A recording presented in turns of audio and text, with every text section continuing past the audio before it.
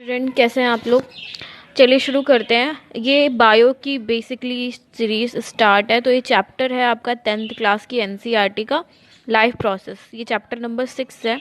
अगर हो सका तो केमिस्ट्री और फिजिक्स के भी बना दिए जाएंगे। ओके, सो पहला चैप्टर है जिसमें बायो का पहला चैप्टर है।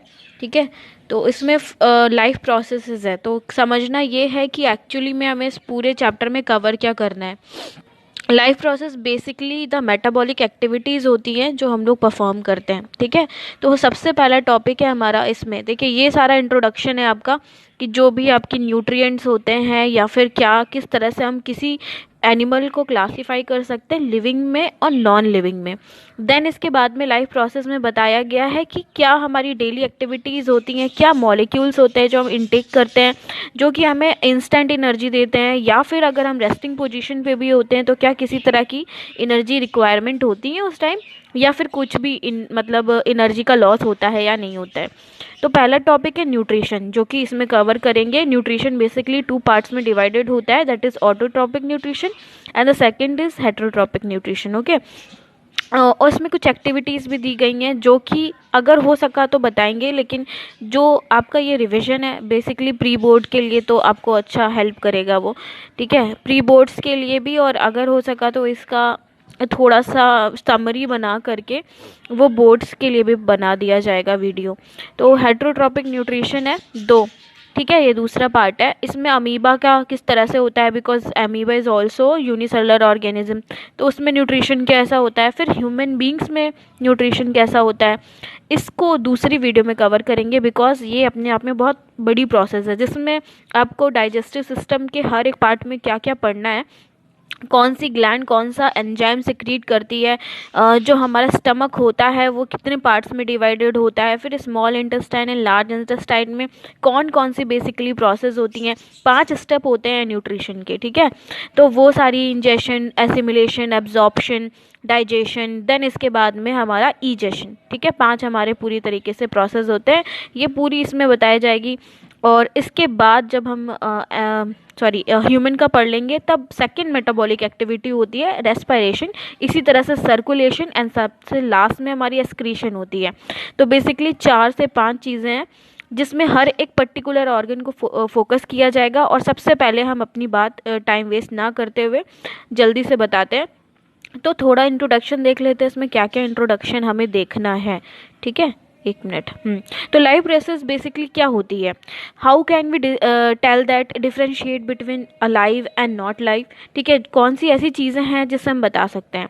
तो देखो, सबसे अच्छी जो चीज़ है जो हमें समझनी है, जो सबसे तुरंत आपको बता देगी, क्लिक कर देगी, और वो सबसे अच्छी चीज़ है कि जो हम नेचुरल ऑर्गेनिज्म होते हैं, ठीक है, जो ह्यूमन होता है, तो उसमें बेसिकली जो मेटाबॉलिक एक्टिविटी होती है उनसे हम जो डिफ्रेंशिएट कर सकते हैं। अगर हम देखते हैं dog running, cow chewing curds, ठीक है, and man shouting loudly on the street, we know that these are living being. ठीक है, उसे हम कह सकते हैं। बट ऐसे ही अगर हम प्लांट को ले लें तो क्या हम उन्हें कह सकते हैं, क्या वो ब्रीथ करते हैं, क्या किसी तरह की मेटाबॉलिक एक्टिविटी उनके अंदर होती है। तो ये सारी चीज़ें भी फोकस करी जाती हैं। How do we know that they are alive, हम कैसे कह सकते हैं कि वो जो है वो लिविंग है और नॉन लिविंग है। तो अगर हम इस पॉइंट को देखें, they grow over a time, so we know that they are alive, some will say. In other words, we tend to think that some sort of movement, either growth related or common evidence for being alive. तो इस तरह की कुछ movement होती हैं certain organism में, कुछ ऐसी ग्रोथ रिलेटेड एक्टिविटीज़ होती हैं जिन्हें हम कह सकते हैं, ये कुछ एविडेंस हो सकते हैं जो कि उन्हें कह सकते हैं कि ये लिविंग बीइंग है या फिर अलाइव है। नेक्स्ट, अगर हम इसके बारे में और समझना चाहें तो मूवमेंट होती हैं जिन्हें हम अपनी आंखों से देख सकते हैं। मूवमेंट ऑफ मॉलिक्यूल्स होता है, for example invisible molecules necessary for lifes, in fact viruses do not show any molecular movement. अगर इसी तरह से अगर हमने प्लांट को तो क्लासीफाई कर लिया, एनिमल को भी क्लासीफाई कर लिया, अब हम जिस तरह से वायरस एंड बैक्टीरिया को भी क्लासीफाई कर सकते हैं, क्या वो लिविंग है या फिर नॉन लिविंग है। तो सबसे बैक्टीरिया को तो किया जा सकता है, लेकिन वायरस का अपना एक स्ट्रक्चर होता है जिसे अभी डिकोड नहीं नहीं किया जा सकता है। जैसे अगर हम अपनी कंटेम्प्रेरी टाइम की बात करें तो कोरोना का अभी भी डिकोडिंग नहीं हुई है उसके जीनोम की। तो वायरस एक ऐसा मॉलिक्यूल है या ऐसा ऑर्गेनिज्म है जो कि सराउंडिंग में तो नॉन लिविंग रहता है, लेकिन जब वो हमारी बॉडी के अंदर आता है देन वो उसकी एक्टिवेट फेज शुरू हो जाती है, जिसमें वो मॉलिक्यूलर ट्रांसफॉर्मेशन करता है, ट्रांसक्रिप्शन करता है, ट्रांसलेशन करता है। देन इनके बाद हमारे मॉलिक्यूल्स में जो हमारी बायोलॉजिकल मॉलिक्यूलर चीज़ें होती हैं उनमें चेंजेस लाता है और हमें किस तरह की पैथोजन या किसी तरह की डिजीज़ कॉज करता है। ठीक है, तो बेसिकली ये एक चीज़ हो सकती है जिसमें हम डिफ्रेंशिएट कर सकते हैं उसके मॉलिक्यूलर मूवमेंट को देख करके वायरसेस में कि वो लिविंग है या नॉन लिविंग है। नेक्स्ट अगर हम आते हैं दैट लिविंग ऑर्गेनिज्म, अब मेन क्या बात है, लिविंग ऑर्गेनिज्म का मेन जो इम्पॉर्टेंट फीचर, कैरेक्टरिस्टिक फीचर होगा वो वेल ऑर्गेनाइज्ड स्ट्रक्चर होगा। जैसे हमने ऑर्गन सिस्टम, टिश्यू, ठीक है, सेल, इन सब का फॉर्मेशन समझा है, बिल्कुल इसी तरह से। जैसे कि सबसे पहला एक स्टेज होता है जिसमें हम कहते हैं कि ऑर्गेनिज्म की सेल होती है। ठीक है, सबसे पहला स्टेज होता है कि सेल का फॉर्मेशन होता है, then these cells are gathered and then it is form tissues. Then इसके बाद में ये गैदर होते हैं तो ये एक ऑर्गन का फॉर्मेशन करते हैं, पर्टिकुलर ऑर्गन, जैसे कि लीवर हो गया, ठीक है, कोई भी चीज़ हो सकती है, लीवर हो गया, हमारी आइज़ का फॉर्मेशन हो गया। ठीक है, तो इसके बाद में जब हम पूरे सिस्टम की बात करेंगे, ऑर्गन के बाद जो सबसे लास्ट स्टेप होता है वो एक तरह का सिस्टम होता है, जैसे रेस्पिरेटरी सिस्टम, जो हमारी नेज़ल एक्टिविटी से लेकर के, नोज से लेकर के, नॉस्ट्रल से लेकर के जो हवा का इंटेक होगा, देन इसके बाद में जो हमारे लंग्स हैं उनका जो स्ट्रक्चर होगा, उनके अंदर जो एक्टिविटी परफॉर्म की जाएगी। ठीक है, तो ये एक पूरा रेस्पिरेटरी सिस्टम का फॉर्मेशन करेंगे। ठीक है, तो अभी जब हम अच्छे से डिटेल में समझाएंगे तो आप समझ जाइएगा कि कौन कौन सी एक्टिविटीज़ होती हैं हमारे अंदर। ठीक है, अब मेन प्रोसेस पे आते हैं, व्हाट आर लाइफ प्रोसेसेस, जो हमें इस चैप्टर में पढ़नी है। Even when we just sitting in a class, even we are just asleep, this maintain job has to go on. ठीक है, तो यहाँ पर एक काम हो रहा है, चाहे हम सो रहे हों, चाहे हम क्या कर रहे हो, बैठे हुए रेस्टिंग पोजीशन पे ही क्यों ना हो, बट एक मेटाबॉलिक एक्टिविटी चल रही है। फॉर एग्जांपल अगर हम बहुत लेमैन लैंग्वेज का एग्जांपल लेना चाहते हैं तो हमारे हार्ट बीट कभी नहीं रुकती। ठीक है, अगर वो रुक जाएगी तो हमारा क्या होगा, वो सिस्टम सारा वर्क हो जाएगा, बंद हो जाएगा, वर्क करना बंद कर देगा, जो हमारा ब्लड है वो माइंड तक नहीं पहुंचेगा और सारी एक्टिविटी जैम हो जाएंगी। ये सबसे अच्छा एग्जाम्पल है लाइफ प्रोसेस का। हम सो भी रहे होते हैं तो हमारा हार्ट बीट चलती रहती है। ये हमें बताती है these processes which together perform the maintenance job are the life processes. ये प्रोसेस लगातार जो चलती रहती हैं, एक्टिविटी करती रहती हैं, चाहे हम रेस्टिंग या अस्लीप कंडीशन में होते हैं, उन्हें हम लाइफ प्रोसेसेस कह सकते हैं। So there must be process to transfer of sources of energy from outside of the body to the organism. ठीक है, ये कह सकते हैं कि हमारी बॉडी में एक तरह की एनर्जी का ट्रांसफॉर्मेशन होता है। Since life on earth depend on the carbon based molecule, ये बहुत सारी चीज़ें हैं जो आपको नहीं पढ़नी है, फिर भी ये जो अंडर थोड़ी सी दिक्कत हो गई थी, चलिए समझ लेते हैं इसे। तो यहाँ पर हमने देख लिया था कि हम ऑर्गेनिज्म को क्लासीफाई कर सकते हैं on the basis of living and non living. ठीक है, on the basis of metabolic activity organism को हम डिफाइन कर सकते हैं कि वो लिविंग है कि नॉन लिविंग है।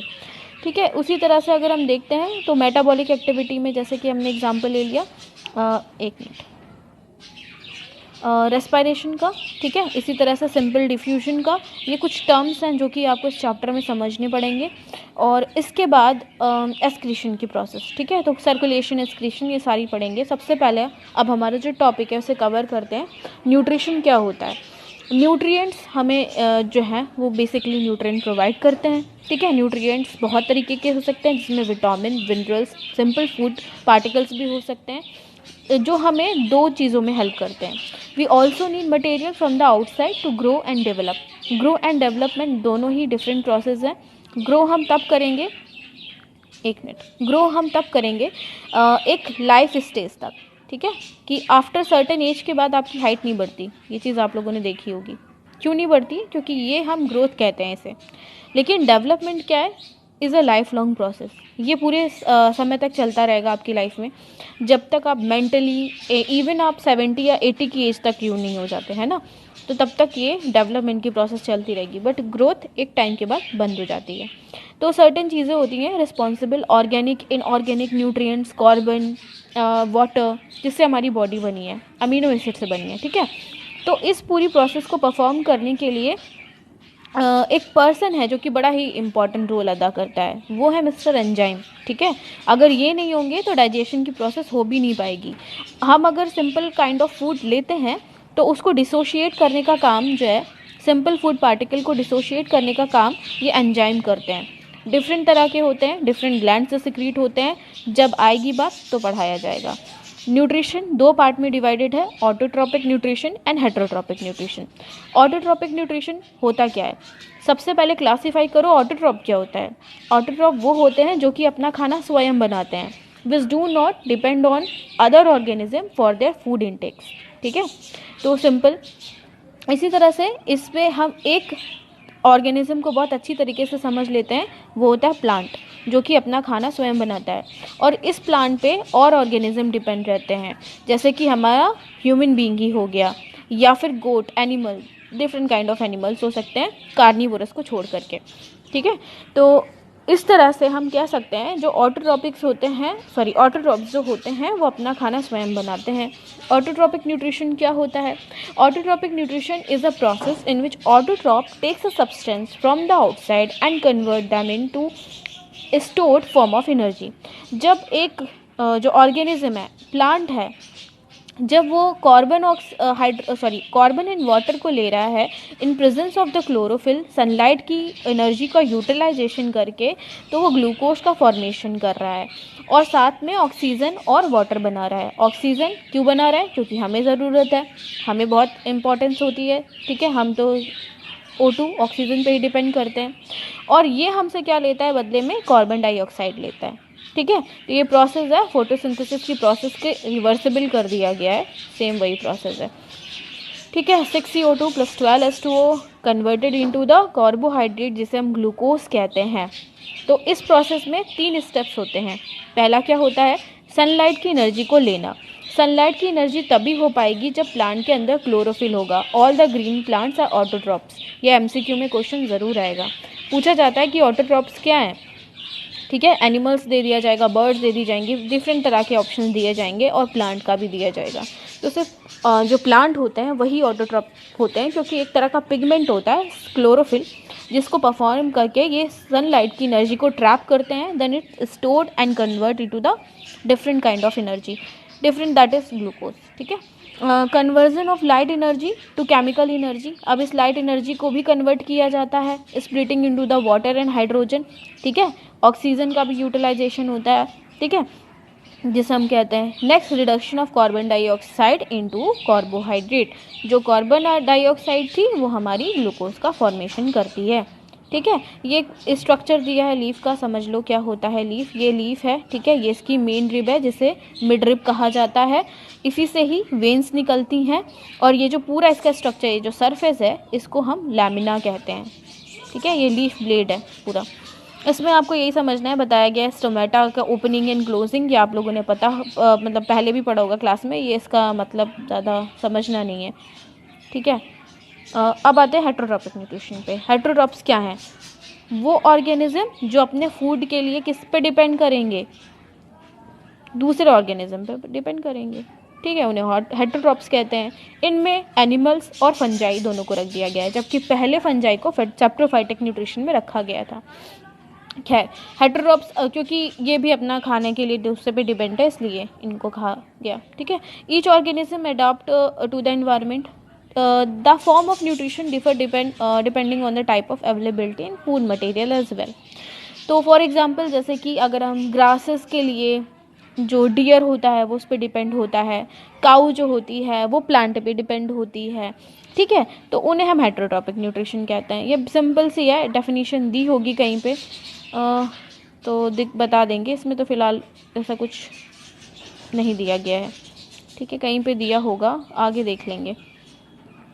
खैर, आपको डेफिनेशन बता दी गई है। Those organism which depend on other organism for their food intakes is called as heterotrophic nutrition, ठीक है, और called as heterotroph. And organism को हेटरोट्रॉप्स कहते हैं और इस न्यूट्रिशन को हेटरोट्रॉपिक न्यूट्रिशन कहते हैं। लायन हो गया, मैन हो गया, ठीक है। और सेप्रोफाइटिक्स के एग्जांपल ले लो तो फंजाई, मशरूम, मोल्ड्स, यीस्ट, ये हो गए। अब आता है न्यूट्रिशन। अगर हम यूनिसेलुलर, बिकॉज ऑर्गेनिज्म भी डिवाइडेड ही सर्टेन कैटेगरीज में, वो जिन्हें यूनिसेलुलर कहते हैं जो कि सिर्फ एक सेल से बने होते हैं, मल्टी सेलुलर उन्हें कहते हैं जो कि एक से अधिक सेल से बने होते हैं, ठीक है। नेक्स्ट इस न्यूट्रिशन में क्या होता है, जो अमीबा होता है यूनिसेलुलर ऑर्गेनिज्म, उसके न्यूट्रिशन को हमें समझना है। तो जल्दी से देख लेते हैं न्यूट्रिशन किस तरह से होता है अमीबा में। देखिए, जो अमीबा का स्ट्रक्चर है वो बहुत ही, कहा जाता है कि कोई स्पेशलाइज्ड स्ट्रक्चर नहीं होता है इसके अंदर। जो फिंगर लाइक प्रोजेक्शंस होते हैं इन्हें, आई एम रियली सॉरी, जो ये फिंगर लाइक स्ट्रक्चर दिख रहे हैं ये इनके सूडोपोडिया भी होते हैं। और इसके अंदर फूड वैक्यूल्स होता है इस ऑर्गेनिज्म के अंदर। अगर हम कहते हैं ये सूडोपोडिया, स्यूडोस का मतलब होता है फॉल्स और पोडिया का मतलब होता है फुट, लेकिन ये इसके माउथ की तरह भी काम करता है और ये इसके लेग की तरह भी काम करता है, ठीक है। इसीलिए हम इसे सूडोपोडिया कहते हैं। ये फूड पार्टिकल है, आप देख सकते हैं फूड पार्टिकल इस सूडोपोडिया की तरह इनटेक कर लिया जाता है। और इस जो सूडोपोडिया होता है ये पूरी तरीके से इसको कवर कर लेता है। और इसके अंदर एक फूड वैक्यूल होता है जो कि डाइजेशन में हेल्प करता है, ठीक है। तो ये है अमीबा का पूरी तरीके से, जिसमें जो पार्टिकल हैं वो डिसोशिएट हो जाते हैं।